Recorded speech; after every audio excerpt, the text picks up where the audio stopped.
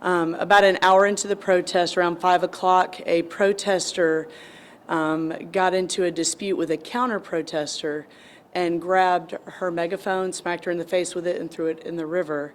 After that, the protester was seen reaching into his waistband, pulling out a weapon.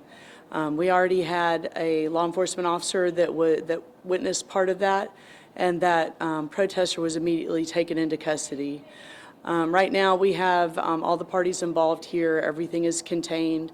Members of our intelligence unit are here assisting with the investigation. And so we're just conducting interviews and pursuing it from there. Do you have any questions at this point? Did anything instigate him doing that? You mentioned you had an officer there that kind of saw some of this. Was he instigated by something directed at him to jump up there and... Okay, well, we have officers that monitor these situations because we want people to be able to protest and counter-protest safely.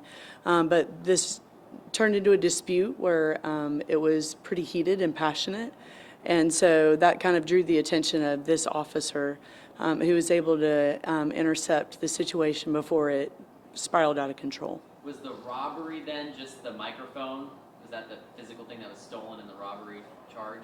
Yes, the megaphone was snatched, so the charge would be robbery by sudden snatching while armed because he did have a gun on him. And so that is the robbery charge. Will he also be charged with assault as well since he did hit her with the megaphone?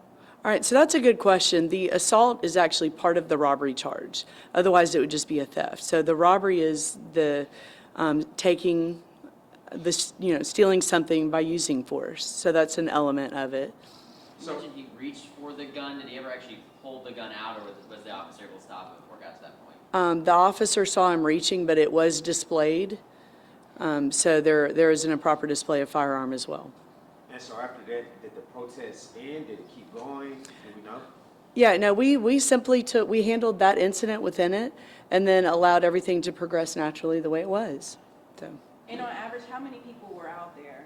I don't have a number on that one. Sorry.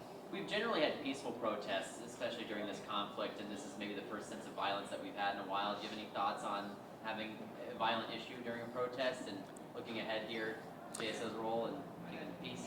Well, the Jacksonville Sheriff's Office supports people's First Amendment rights to freedom of speech.